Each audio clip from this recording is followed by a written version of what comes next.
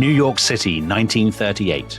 In a high-rise Art Deco apartment, America's most intrepid archaeologist is peering at a mysterious stone tablet found in the mountains north of Ankara. Sandstone, he murmurs. Christian symbol, early Latin text. Mid-12th century, I should think.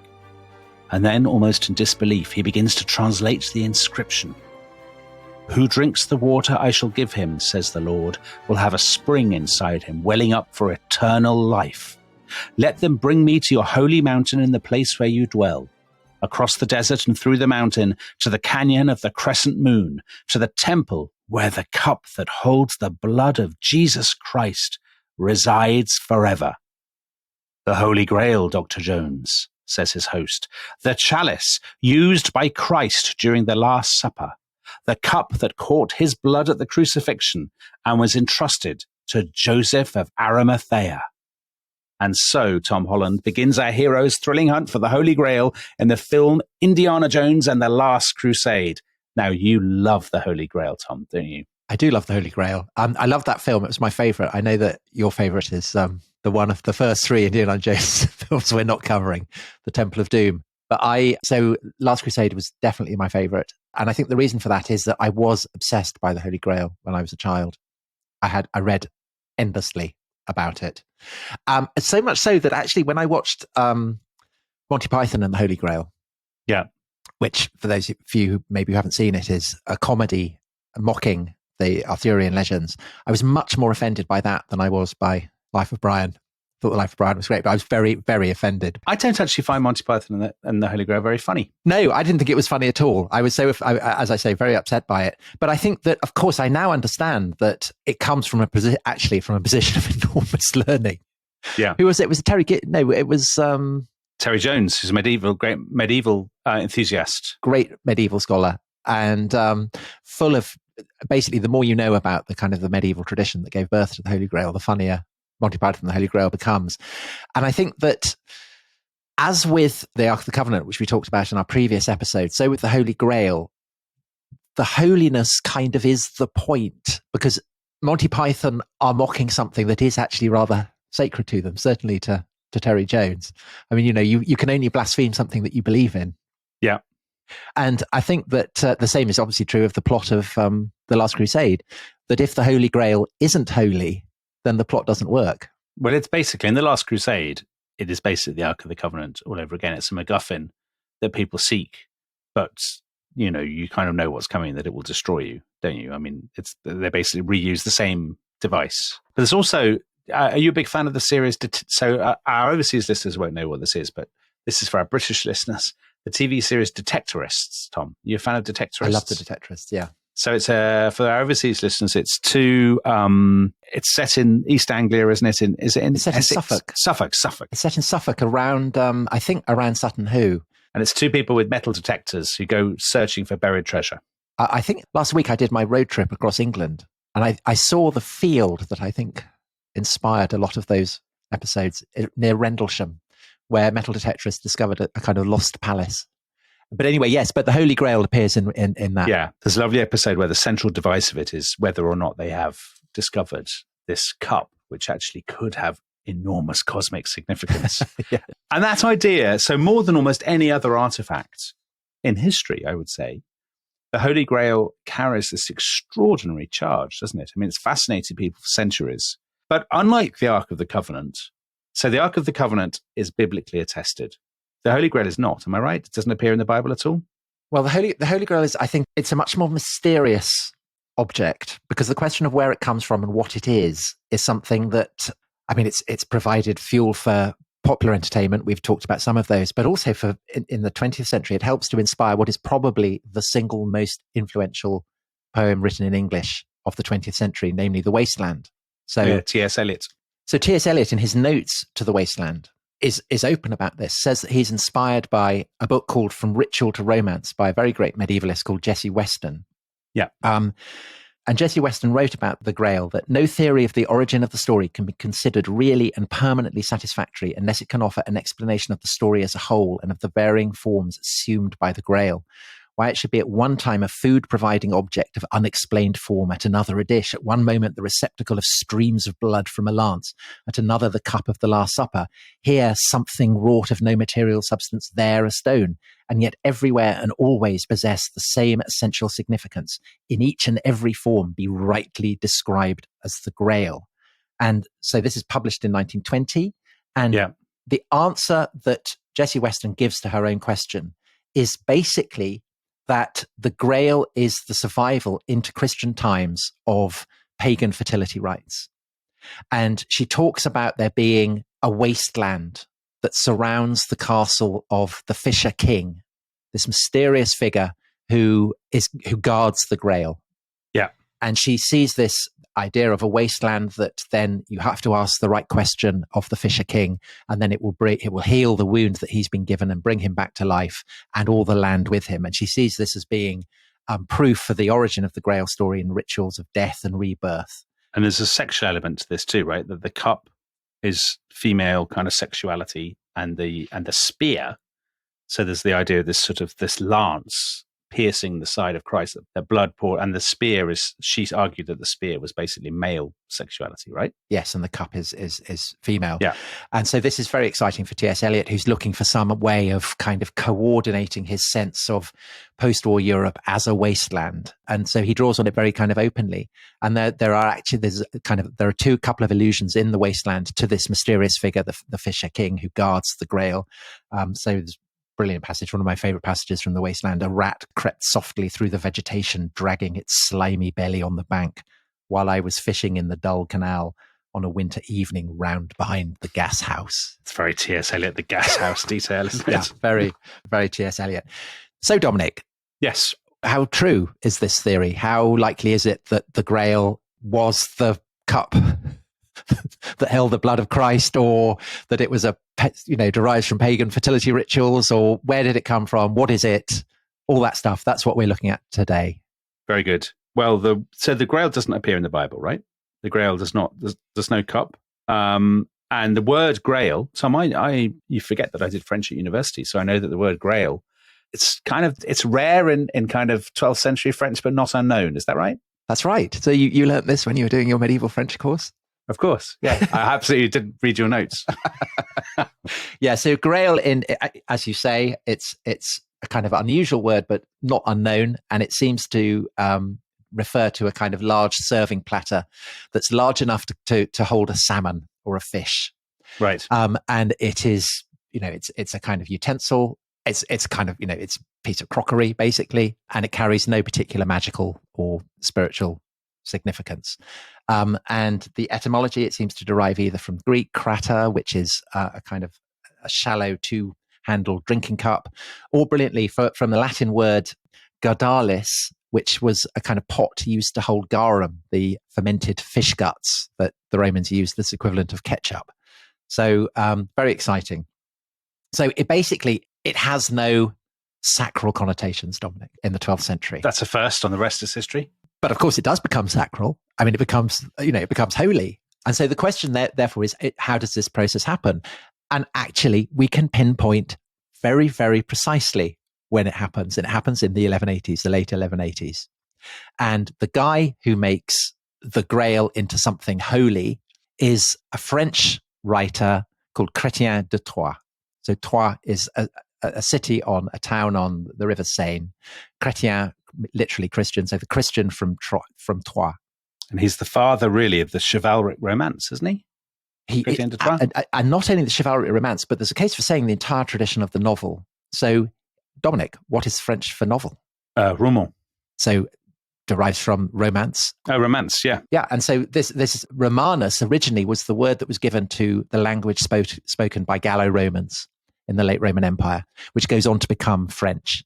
So the key thing is that Chrétien de Troyes is writing romance, and he's doing that in French, not in Latin. So therefore, it is kind of readily accessible to everybody and not just to scholars. Yeah. And he is to Arthurian romance what Geoffrey of Monmouth, who we talked about in our episode on King Arthur, is to the kind of historical traditions, i.e. he is the guy who takes this great corpus of Welsh, Celtic traditions and converts it into a form that makes it readily accessible to people across the French-speaking world. Yeah. And although, as with Geoffrey of Monmouth, Geoffrey's Arthur is recognizably a medieval king. He's not a kind of, early medieval king. He's a king from the High Middle Ages. The same is true of Chrétien de Troyes' romances, that although they are set in the Arthurian past, they are actually a reflection of the world in which he is living. The life of the courts, the tournaments, the knightly codes, and perhaps also the specific understandings of religion at this period. So, Tom, is there one text, one kind of romance from which we get the Grail story with Chrétien de Troyes? Yeah, so Chrétien writes a number of famous romances, one of which, Lancelot, has a huge influence on the whole idea of Lancelot as the kind of the paradigmatic knight. But his most influential by miles is one called Perceval, after the name of the hero, which also Chrétien himself, in his introduction to it, calls Le Conte de Graal, the story of the Grail. And he wrote that, as I said, in the 1180s. And this is the romance that introduces us to the Grail as something holy, although in Chrétien's account, it's not the Grail, it's a Grail that is holy. So there's kind of key distinction there. It only becomes the Holy Grail over the decades that follow. So, Dominic, the plot of Perceval, and I'm sure you must have read these. You must have been into King Arthur. I was into this, but Perceval, in my mind, and I am hoping you're going to shed some light on this, Percival and Galahad are very confused. And I think that's a feature rather than a bug. The other thing, Tom, is I do like the opera Parsifal, the Wagner opera, in which seems to go on, as my wife said, we've sat here for 6 hours, nothing has happened. People are just singing constantly and moving incredibly slowly around the stage. Yeah. The Grail is there the whole time, but I don't understand what's going on, and nothing is happening at all. So I'm really selling it to the audience. Okay. Well, listen, Dominic, we will come to Galahad and we might touch on Parsifal and Wagner as well. So the plot of Perceval, I'll go into some detail because it's incredibly influential on the Grail. I mean, basically, without this story, we would not have the Holy Grail. Okay. I think. So it begins with this small boy, Perceval, who is being brought up in a forest by his mother. And his mother has lost two sons to they've both been knights, they've both been killed. Her husband, Perceval's father, has died of grief and of his wounds that he also has sustained from fighting. And so Perceval's mother is desperate that Perceval doesn't grow up to fulfill his kind of ancestral destiny, namely to become a knight. But inevitably, having set this up, Perceval does become a knight because he's wandering through the forest and he suddenly sees these incredible figures in all their armor coming through on horses. He has no idea what they are. He's completely dazzled. He asks one of them, "Are you God?" And the knights explain who they are, what they are. Perceval wants to become a knight, and he goes with them without telling his mother. And he has various adventures. He has the whole kind of comedy of it is that he's somebody who's wholly ignorant of what's going on. And so in a sense, it's a kind of story of how a bumpkin becomes a sophisticated chivalric figure. Yeah. And he has to, although he has a completely natural aptitude for fighting, for doing everything that a knight should in tournaments and so on, he has to be instructed in what is expected of a knight. And so he's aware of this, and he hunts out people who he thinks will be good tutors. And among the lessons that he's taught by his tutors is that a good knight should not jabber too much. He should not ask needless questions. He should know when to hold his tongue. Is that a hint from you, Tom, to your co-presenter? No, not at all. I mean, obviously that would make Perceval a terrible podcaster if he just sat there not asking questions or not being allowed to say anything. But as a knight, this is the lesson that he takes on board, and this is very important. So he's coming on leaps and bounds as a knight. He's, knocking rival knights out of their saddles and rescuing ladies and doing all the things that a knight errant should. And he's out and he reaches a river, and there he meets two men, one of whom, Dominic, is fishing. And this man, who is the Fisher King, it turns out, offers Perceval lodging. And he says to Perceval, "Ride up through the cleft in that rock, and when you come to the top, you'll see a castle in a valley ahead of you. This is where I live, near the river and the woods." And Perceval rides up, looks around, can't see the castle at all. No sign of it. And then suddenly it materializes. And so you have this sense of it that he's passing into the dimension of something, of the weird, of the supernatural, of the strange. So he rides into the castle, and there he discovers not the Fisher King, but the man who turns out to be the father of the Fisher King, who is terribly wounded, can't get up off the couch that he's lying on. And he's in this great hall. There's a blazing fire. Chrétien tells us that 400 men could have sat round the fire and each would have been warmed by the flames. So it's a tremendous place, clearly a place charged with adventure. And immediately strange things start happening. So a magical sword is brought to Percival and he's told, this has been waiting for you. And it's kind of strapped onto him and it's the best sword he's ever seen. It's all very kind of Aragorn. He's chatting away to the wounded king on his couch. And then I will describe what happens in Chrétien's own words. While they were talking, a boy from a chamber clutching a white lance by the middle of the shaft came out and passed between the fire and the Lord and his guest. A drop of blood issued from the tip of the lance's shaft, and right down to the boy's hand, this red drop ran. Now, Percival obviously is dying to know what is going on. Yeah, there's a lot going on there, I think, Tom. He remembers his coaching, and so he doesn't ask what's going on. Then two other boys appear, and they're holding candlesticks. And then comes a girl, very, very beautiful girl, beautifully dressed. And she, Chrétien says, is holding a grail. So not the grail, a grail. Right. And when she comes in holding this grail, this kind of brilliant light radiates the entire room so that all the candles lose their brightness. And then after her comes another girl holding a silver trencher. And the grail, Chrétien says, which went ahead, was made of fine, pure gold, and in it were set precious stones of many kinds, the richest and most precious in the earth or the sea. Those in the grail surpassed all other jewels. And the grail then magically serves all the assembled guests. It kind of provides food for them.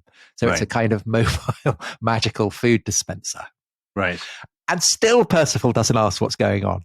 I mean, you'd think, come on, ask the questions. What the hell is this all about? But he doesn't. And he goes to bed and he still hasn't asked what's going on. And he wakes up and the castle is completely empty.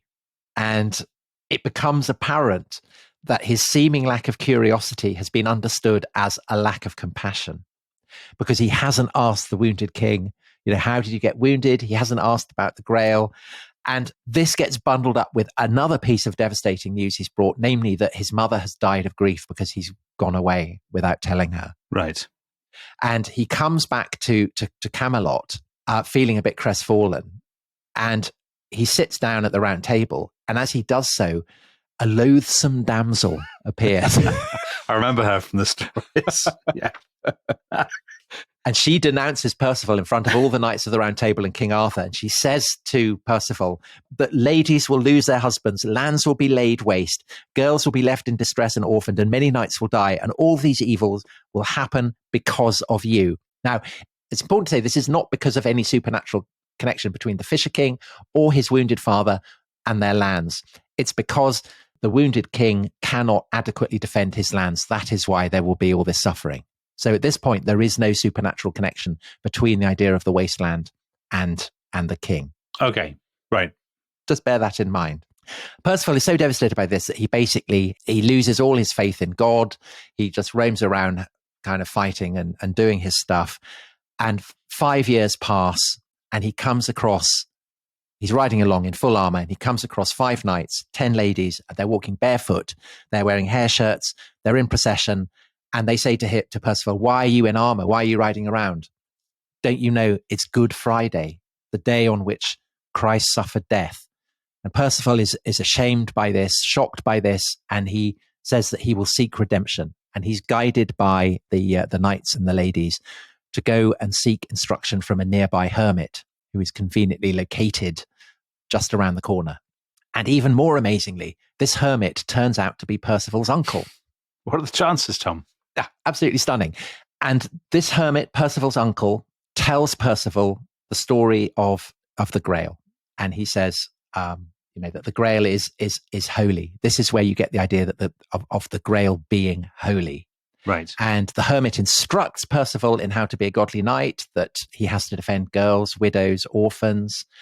And Percival, we're told by Chrétien, came to recognize that God received death and was crucified on the Friday. And at Easter, most worthily, Percival received communion. And presumably this is setting him up to go back to the Grail Castle and ask the questions. Yeah, and put it right. That he should have asked, and everything will be all right. But at this point, Chrétien breaks off, and it's the story is left uncompleted. That is an unbelievably disappointing way. It's a massive cliffhanger. Yeah, so we don't ever find out. I mean, I would say, Tom, you know exactly what I'm going to say, I imagine, which is that all that stuff with shafts, tips of things, a comely maiden holding a cup, that there's a very obvious explanation for what's going on here. That it's all about fertility, and actually that Jesse Weston stuff is not.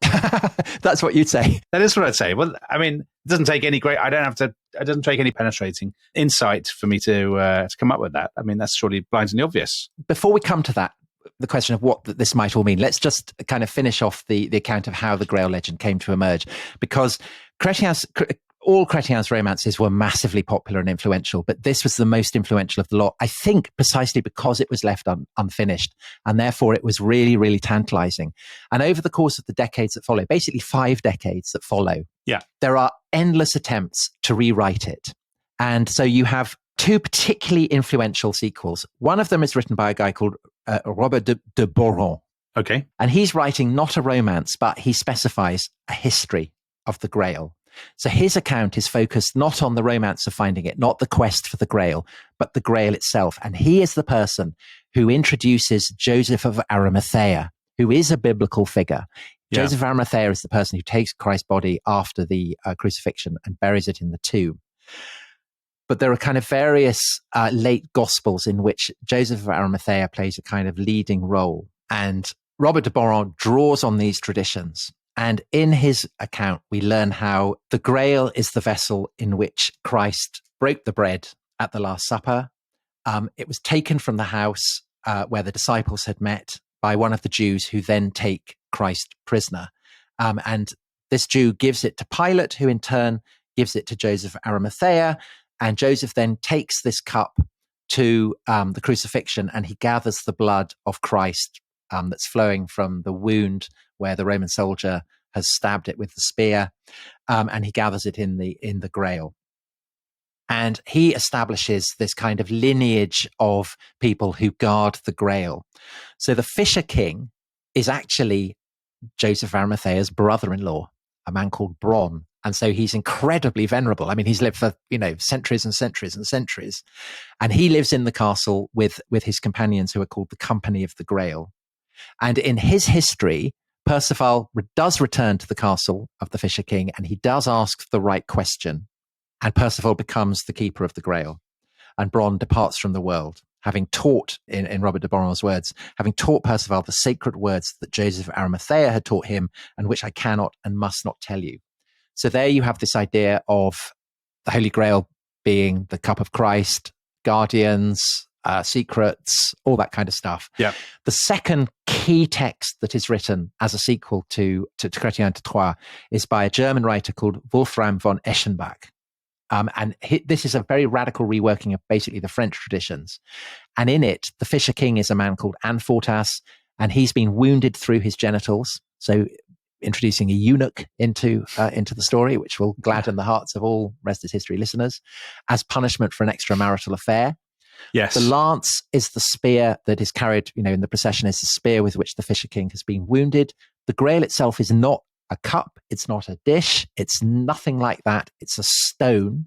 And Percival is part of a long kind of line of, it's very Holy Blood and Holy Grail. So his ancestors include Vespasian, the Roman emperor. It includes a Trojan prince.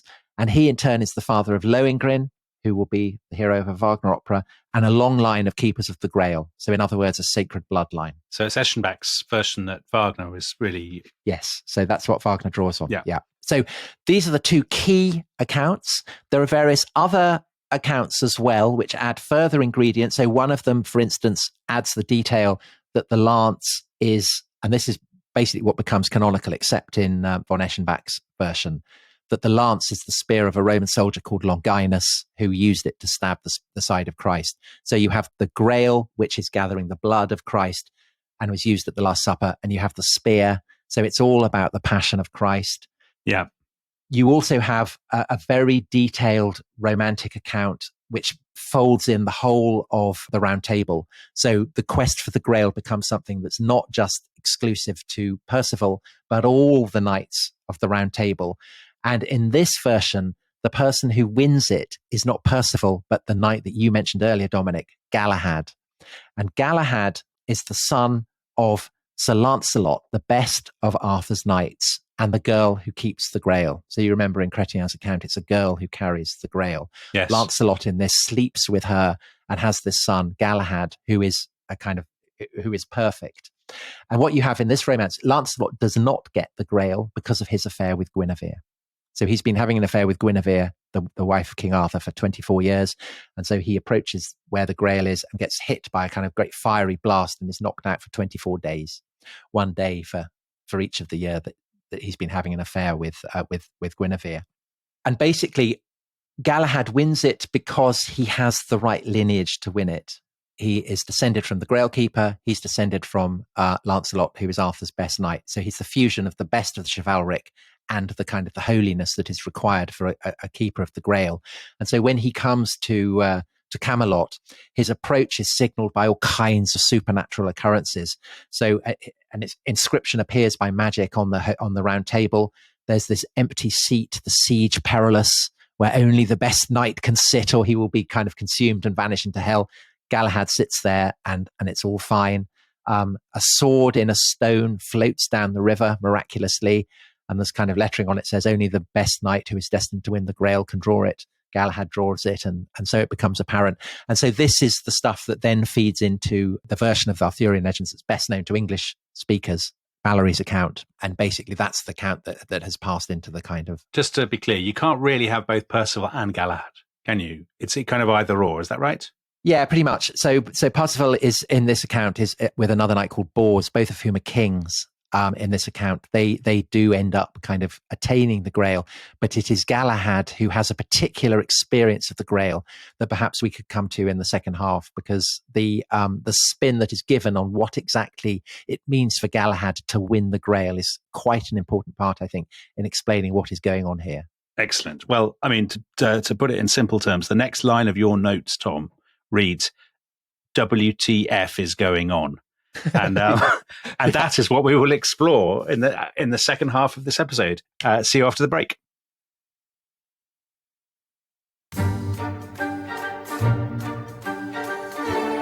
Welcome back to The Rest is History. If you've seen Indiana Jones and the Last Crusade, you will remember that when they finally get to, it's basically Petra, isn't it? It's Petra and Jordan. And the adventurers think they've got the Grail, but then there's a remarkable twist at the end, Tom, which nobody could possibly have anticipated.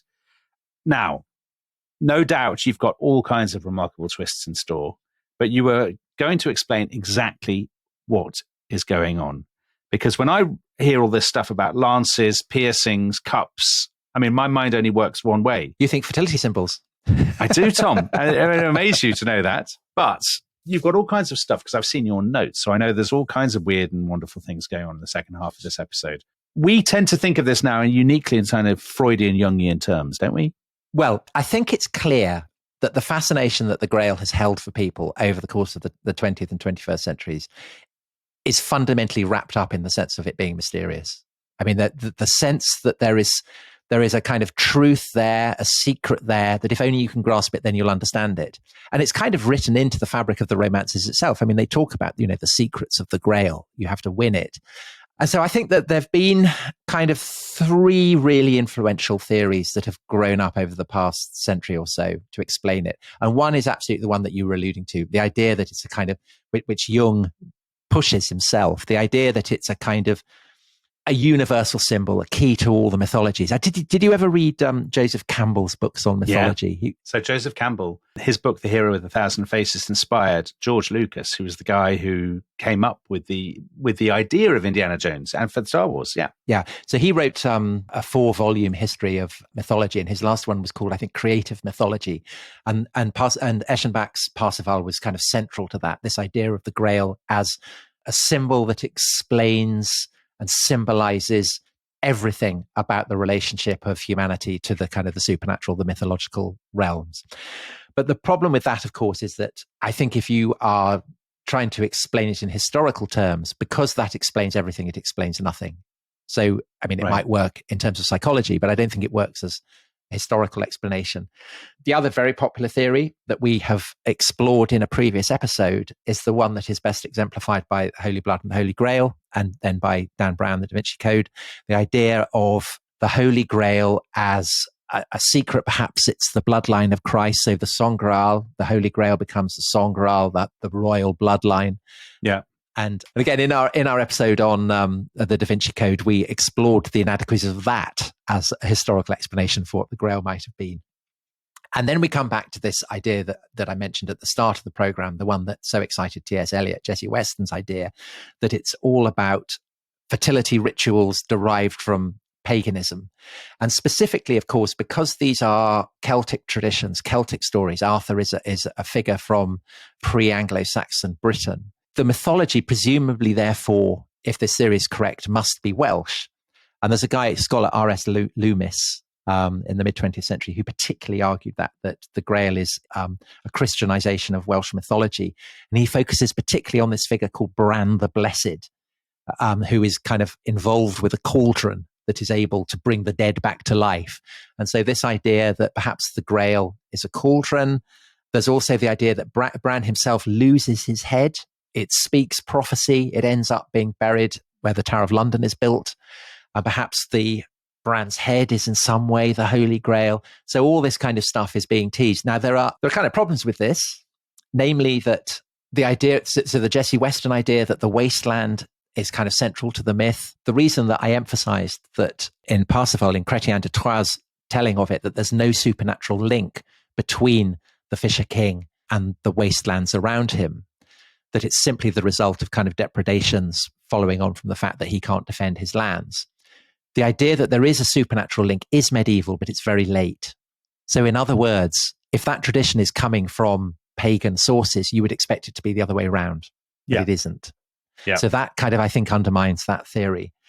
The other problem with, so all the arguments, Loomis's argument that this is Bran the Blessed and his cauldron in his head or whatever, is firstly that the Grail initially is it's not a cup, certainly not a cauldron, it's a platter. And also, so far as we know, there is no translation of the legends of Bran into French in the Middle Ages. You persuaded me. It's not Welsh. It seems very implausible to me. So, but if it's not from, let me just say on the topic of the Last Crusade, there was also in the 50s there was a theory that it came from Iran. Oh, interesting. Again, for absolutely nonsensical reasons. That okay. I mean, I don't want to offend Ali Ansari, who would of course be very keen to know that the Holy Grail is actually Iranian, but that perhaps might tie it in with the idea that it came from Petra or from Turkey or wherever that you get in the Holy Grail. Perhaps that's where they got the idea. You get in the Last Crusade. Yeah. So, okay, where does it come from then? Or does Chrétien de Troyes, he doesn't just dream it up? I think he does. Oh, crikey. I mean, I think it's that simple. And I think that what is interesting is that all these stories, all these motifs, the Fisher King, the lance, the Holy Grail, Dos Van Rothea, all of it basically comes in essentially a kind of 50, 60-year period from the 1180s through to the first decades of the 13th century. And I think, therefore, that the origins of the Grail do not lie in the mists of prehistory or in human psychology. They lie in a very, very specific and massively tumultuous period of medieval Latin history. And that period, Dominic, is a period that we have already done various episodes on, namely the period of the Albigensian Crusade. It's the age of Innocent III, the great pope. So this is kind of the papacy, Latin Christendom at its kind of militant peak. And so just to go through what is happening at this period and to link it to certainly some of the authors of these Grail romances. As I said, you've got the Albigensian Crusade, this crusade against heretics in the south of France that is very, very bloody. So the Cathars, as they're called. The Cathars, as they're called. And the people who take the kind of the ideological lead in this are the Cistercians, so a kind of order of monks who are the shock troops in the war against these supposed heretics in the south of France. And one of the sequels to Chrétien is a former poet, a former enthusiast for chivalry called Elinard. He becomes a Cistercian monk and he actually goes the south of France and he preaches against the Albigensians. So That's the context for his romance. Yeah. 1204, you have the sack of Constantinople. So Yeah. This terrible event when the capital of the Roman Empire in the East is destroyed by the Crusaders. And Robert de Boron, who we mentioned in the first half, he's the guy who comes up with the idea of the Grail being the cup of Christ. He was in the service of a lord who actually took part in the sack. Right. You have the Reconquista in Spain going on. And according to Wolfram von Eschenbach, who wrote Parsifal, he says that he got the story from a guy who found it written in Arabic in Toledo, which is the kind of the great city where people are finding manuscripts of Aristotle and so on written in Arabic and translating it. So presumably he doesn't really. He says that because it makes it seem exotic and exciting and glamorous and dangerous and so on. So in other words, the Grail romances are, I think, patently influenced by what is going on in the broader world. And basically, what you have is, this is a period where a kind of long, drawn-out, century-and-a-half process of revolution is coming to its climax. And this is a revolution that began back in the 11th century when radicals seize control of the commanding heights of the Roman Church, and they embark on this great project to separate out the dimension of the church, the dimension of the holy, from the kind of what they call the dimension of the saeculum, the dimension of the mortal, the dimension of things that are born and die, that we come to call the secular. Right. And the church defines itself as being over and above this. It has divorced itself from that. So this is the period when priests, for instance, have to commit themselves to celibacy. And the reason they have to commit themselves to celibacy is that this enables them to preside over the great mystery that lies at the heart of the claim of the Roman Church to hold the keys to heaven, which is the ritual of the Eucharist. So this is taking Mass, basically. It's taking the Mass. And the claim is that taking the host, the wafer, the bread, that this is literally the body of Christ, and that drinking the wine from the chalice, from the cup, this is literally the blood of Christ, thanks to a process called transubstantiation.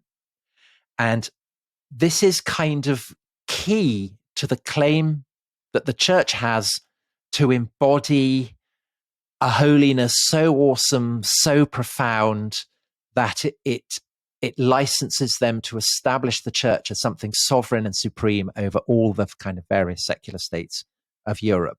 Right. And as we discussed in our episode on the Albigensians, there are people who are not in the kind of the cutting edge centers of Latin Europe in this time, whether it's Rome, whether it's the great universities of Bologna and Paris and Oxford, but people out in the sticks, out in the provinces who really resent that. And the Albigensians are kind of emblematic of that. And this is why in exactly the period that the Grail romances are being written, the Albigensians are being targeted basically for kind of annihilation. Yeah. So the church, if it's going to embark on these crusades, whether it's directed against heretics within the fabric of Christendom, whether it's the Muslims in Spain, whether it's schismatic Christians in Constantinople, they can't do this on their own. They need warriors. They need soldiers to do it for them. And this is where knights come in. Because the paradox is that even as the church is claiming to have emancipated itself from kind of the earthly demands, the earthly compromises of fallen humanity, it still needs warriors to defend it. And so therefore the question of in what way can being a warrior, being a knight, being a chevalier, someone who rides around on a horse with swords and shields and lances, in what way can they be integrated into this kind of awesome vision of Christendom?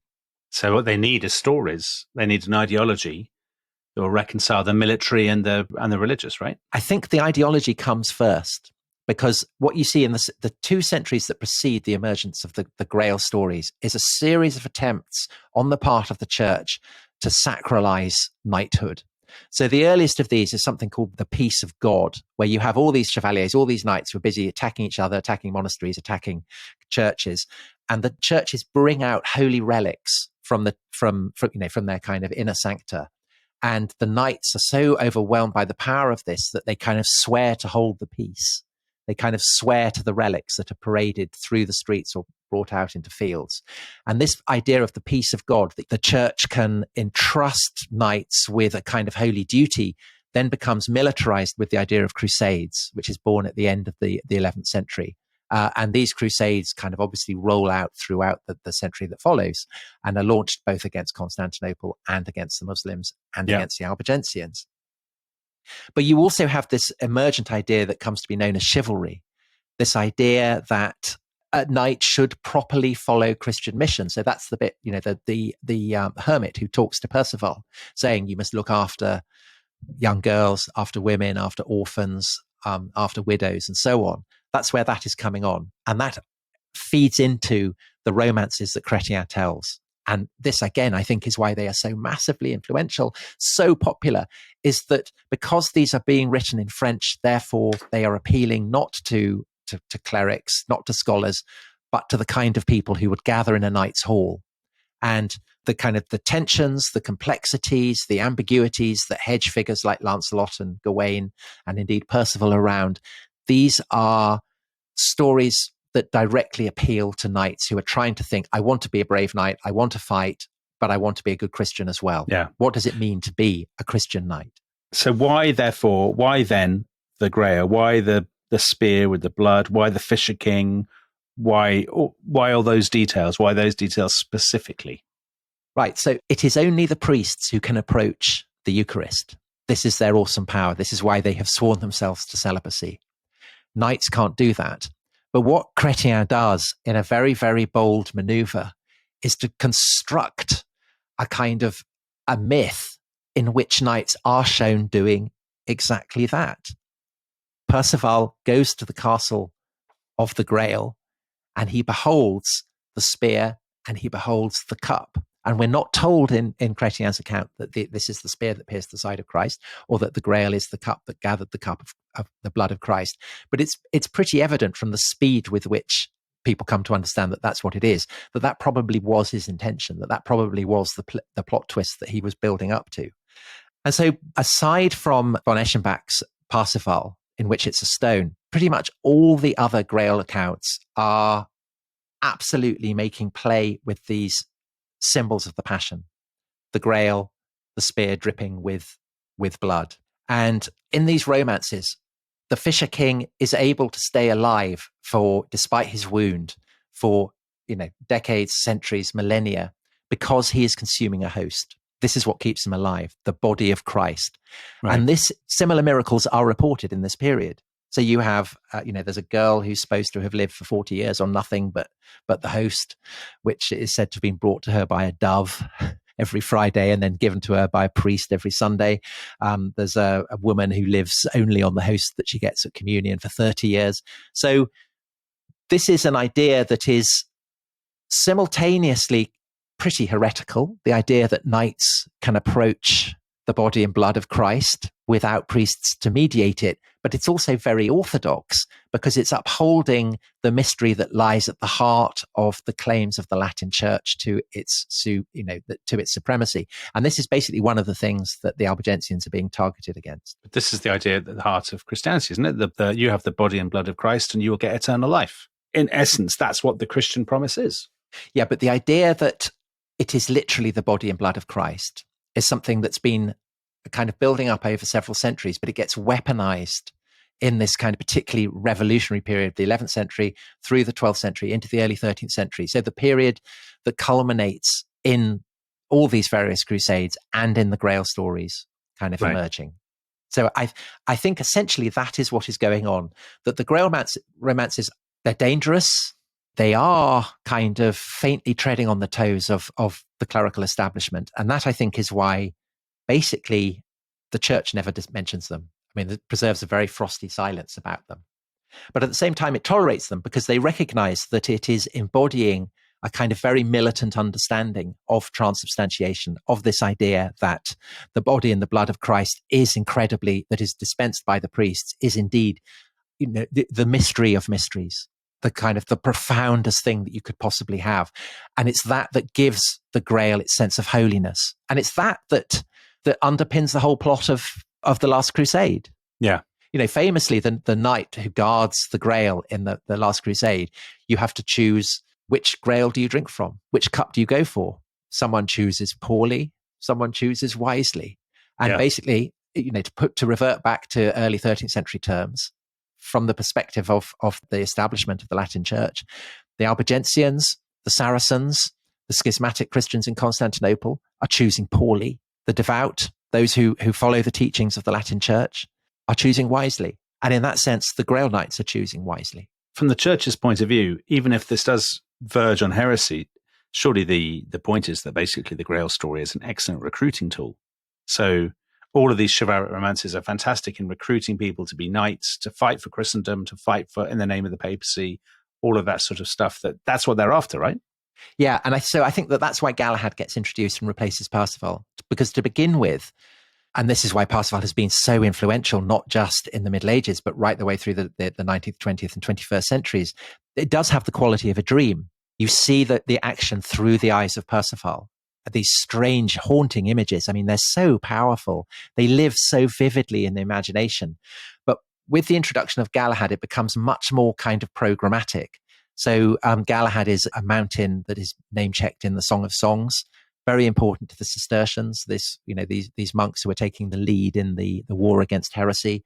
And they say that this mountain, Galahad, is the head of the church. So there's a kind of very self-conscious, kind of almost allegorical role that is being played by Galahad that I think makes those stories less influential, less effective, actually. Well, they're less strange, aren't they? Although there is a kind of strangeness in the climax of Galahad's vision of the Grail when he attains it, because basically what Galahad has is what Dante also gets in the Divine Comedy, which is what's called the beatific vision, the vision of the beatus, the happiness, the joy that the Christian soul after death has when beholding the face of God. You're not supposed to get it in this life, but Galahad does get it.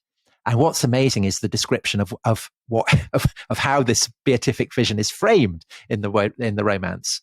So this is from the Quest of the Holy Grail, which kind of describes Galahad's winning of the Grail. And Galahad, as he has the beatific vision, the revelation of the Grail, the face of God. For now I see openly what tongue cannot describe nor heart conceive. Here I see the beginning of great daring and the prime cause of prowess. Here I see the marvel of all other marvels. And it's being couched in knightly terms. These are not terms that, Thomas Aquinas or other great theologians would go for. He's describing it as being brilliant. The beatific vision is all about being a great knight, going on adventures, going on quests. But you can see why, I think, this is a problem for Protestants. And so you said that the people have been continuously fascinated for the Grail. Actually, they haven't been. The moment the Reformation comes, interest in the Grail kind of stops. Because it's seen as superstitious? Absolutely. Transubstantiation. I mean, this is the idea of whether the wine and the bread at communion are literally the blood and the body of Christ is fundamental to the Reformation. Protestants say it isn't. And so I think they kind of instinctively recognize that the Grail rituals, the Grail romances are very much a product of the Catholic Middle Ages. And that's why they kind of drop it like a hot plate. But I think it also explains why when the Grail romances get rediscovered in the 19th century and into the 20th century, there's a sense that you've got the hardware there, but the software has been erased. And so all the kind of theories, whether it's the Jungian theories, the idea that it's kind of secret bloodlines or that it's pagan myths that have been Christianized, this is an attempt to kind of rewrite software that can power the hardware, if that makes sense. Right. So so we like the story, but we've lost sight of actually the essence, the meaning. Yeah, we've got all these amazing images with these kind of adventures, but we can't quite get a handle on it. We want to know what the secret of the Grail is. I mean, actually, the secret of the Grail is there. It's written very, very obviously in the history of the late 12th and early 13th centuries. But because we're not familiar with that anymore, we look for other secrets, other ways of explaining it. Right. Yes. Okay. That makes complete sense to me. And also, Tom, that explains why, to my mind, Indiana Jones and the Last Crusade is the weakest of the original trilogy. Because actually the Grail is just a pure MacGuffin. It doesn't quite have It's a very Christian symbol, which is why it's my favorite. No. It's not as powerful as the Ark of the Covenant, which is really weird. And the ending of that film, for those people who've seen Raiders of the Lost Ark, when you first see it, if you're a child, comes as a great shock, and it's really charged with this kind of supernatural power. Of course, Temple of Doom, as everybody knows, is the best of the three films. So on the Grail, Tom, one place you haven't mentioned at all, finally, just as we come to an end, we're getting towards late summer, Glastonbury. It's not at Glastonbury? Where does that idea come from? It's not at Glastonbury, and that's never really part of the Glastonbury myth. The abbots of Glastonbury do, very late in the 15th century, so just after Mallory has written his accounts of the Arthurian myths, they do start saying that the Holy Grail was brought to Glastonbury. But it's a bit late because, of course, 30 years later, the abbey gets closed down, and there's no place in Thomas Cromwell's world for holy thorns and supernatural chalices or any of that stuff. All right. Well, listen, so you've rather debunked the Holy Grail, which is kind of a shame. I don't think I have debunked it. I've placed it in the context of the great mystery that lay at the heart of medieval Christendom. Yeah, but I think a lot of people are looking for lost bloodlines, aren't they? And aliens and Atlantis and things. Tough. Sorry. All right. Well, on that bombshell, Tom, that was really, really fascinating. You've inspired me to go back and listen to Wagner's Parsifal, which is a terrifying prospect for the other members of my household. Who knew that 2 podcasts about Indiana Jones would end on such a highbrow note? And on that note, we will say goodbye. Goodbye.